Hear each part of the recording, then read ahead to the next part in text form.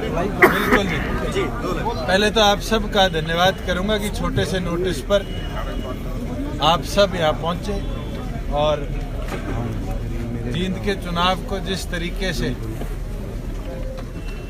विधानसभा का सेमीफाइनल हम सब मानकर चलने का काम कर रहे हैं। जननायक जनता पार्टी ने तमाम साथियों के साथ चर्चा कर और यही निर्णय लिया है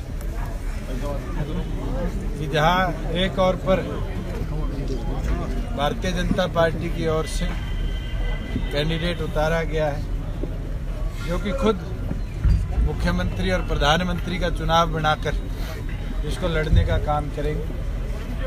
दूसरी ओर पर जिस प्रकार से राहुल गांधी ने कल देर शाम ये निर्णय लिया कि वो भी जींद के चुनाव को नया ट्विस्ट देने का काम करेंगे, तो तमाम संगठन के साथियों से मिलकर जननायक जनता पार्टी ने निर्णय लिया है कि जींद के इस चुनाव को जिस तरीके से 1970 के दशक में चौधरी देवीलाल जी ने अपने जीवन का पहला उपचुनाव जींद की धरती से लड़ने का काम किया था, जननायक जनता पार्टी भी निर्णय लेती है।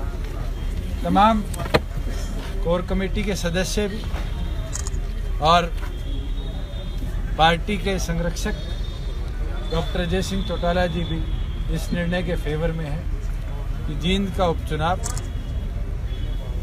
दिग्विजय सिंह चौटाला जी को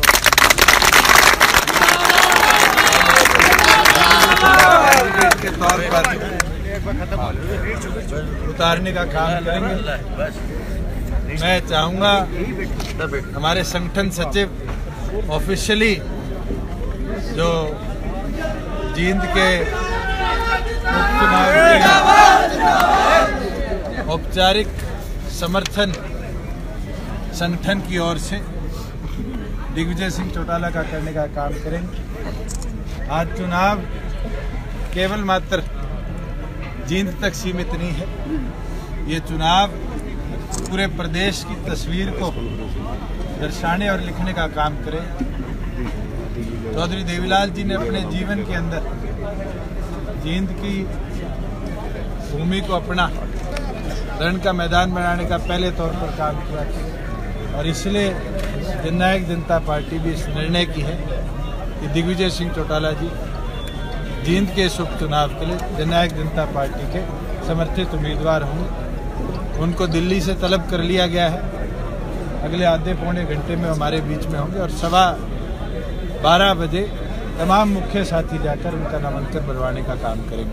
मैं चाहूँगा संगठन सचिव राजेंद्र लितानी जी औपचारिक तौर पर प्रेस रिलीज कर जननायक जनता पार्टी की ओर से दिग्विजय सिंह का समर्थन करने का प्रेस की जो कॉपी है आपको प्रोवाइड कर दी जाएगी।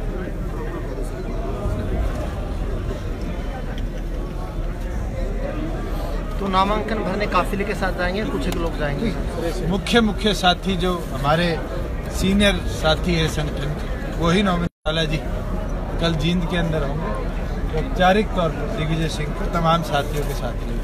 दिग्विजय चौटाला साहब कई बार कहते थे कि उनको रणदीप सुरजेवाला के सामने चुनाव लड़ना, कैथल के रण जींद का आ गया। दूसरा इसमें मैं ऐड कर रहा हूँ, रणदीप सुरजेवाला को एक बड़ा राजनीतिक दुश्मन आपके परिवार का माना जाता, तो ऐसे में अभय चौटाला से आप क्या उम्मीद करते हैं, किस तरह कैंडिडेट का चुनाव कल जिसको उतारे उनके संगठन का निर्णय होगा।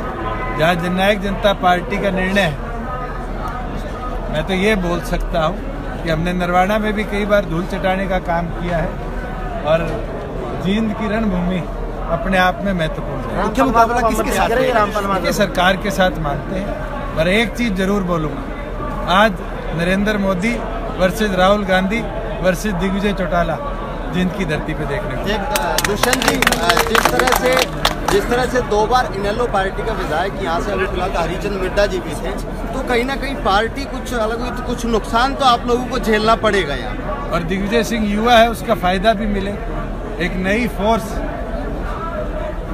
36 बिरादरी की जो मैदान में उतरेगी वो भी कहीं ना कहीं युवा शक्ति को ताकत देने का काम करेगी। और मेरा ये मानना है, हमने तो जींद की धरती पे सबसे युवा कैंडिडेट उतारने का। एमपी साहब ये मान लें कि बड़े चेहरों के खिलाफ बड़ा चेहरा आपने भी उतार दिया। हमने तो युवा उतारा है, और मैंने तो पीछे भी आपके मुकाबले में इनेलो कहीं दिखाई देती है। मैं क्या टिप्पणी करूं? सबसे डॉक्टर अजय सिंह चौटाला ने 4 रोज पहले भिवानी में 3